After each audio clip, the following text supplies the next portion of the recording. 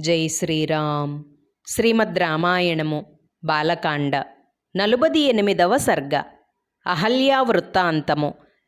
ఆ విధముగా సుమతి విశ్వామిత్రుని స్తుతించి ప్రక్కన ఉన్న రామలక్ష్మణులను చూచి, మహర్షి, దేవతలకు సాటియగు పరాక్రమము గలవారు, వీరులు, సింహగమనులు, తామర రేకుల వంటి విశాల నేత్రములు గలవారు, ధనుర్బాణములు ధరించి అశ్వినీ దేవతల వలె ఉన్న వీరు దేవలోకము నుండి దిగివచ్చిన వారి వలె ఉన్నారు.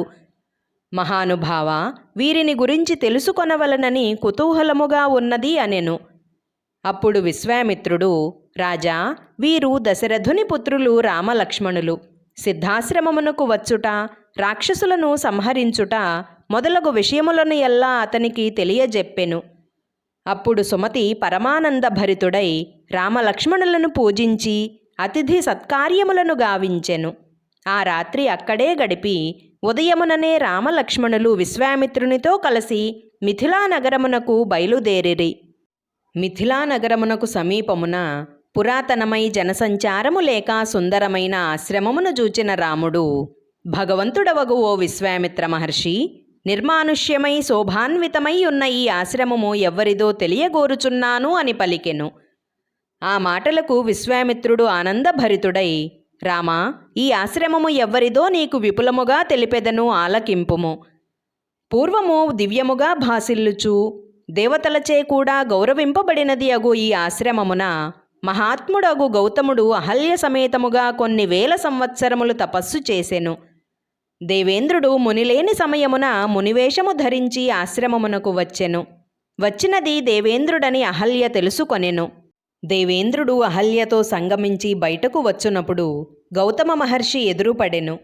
కళదప్పి వెలవెలబోతూ మునివేషమున ఉన్న దేవేంద్రుని చూచి, ఓరి, నీవు నా రూపమును ధరించి చేయరాని పాపపు పని చేసితివి, కనుక నీ వృషణములు ఊడి పడగలవు అని శపించెను.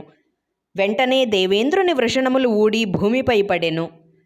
గౌతముడు అహల్యను చూచి, నీవు ఆహారము లేక గాలిని తినుచు బూడిదవై ఎవ్వరికినీ కనపడకుండా తపము చేయుచు ఈ ఆశ్రమమునందే పడియుండుము అని శపించెను. కొంతకాలమునకు దశరథ తనయుడు అగు రాముడు ఎప్పుడు ఈ ఆశ్రమమున ప్రవేశించునో అప్పుడు నీవు పవిత్రమయ్యెదవు. కావున రామునికి ఆతిథ్యమిచ్చిన తరువాత నీ పూర్వపు రూపము రాగలదు అని శాప విమోచనము చెప్పెను. అట్లు అహల్యను దేవేంద్రుని శపించి గౌతముడు తపస్సు చేసుకొనుటకై హిమాలయ శిఖరమునకేగెను. జై శ్రీరామ్. 48వ సర్గ సంపూర్ణము. అందరికీ నమస్కారం. పూర్వజా డివోషనల్ ఛానల్కు స్వాగతం. మీకు గనక ఈ వీడియో నచ్చినట్లయితే దయచేసి లైక్ చేయండి, షేర్ చేయండి, ఇంకా కామెంట్ చేయండి. సబ్స్క్రైబ్ చేయడం, బెల్ ఐకాన్ నొక్కడం మర్చిపోకండి.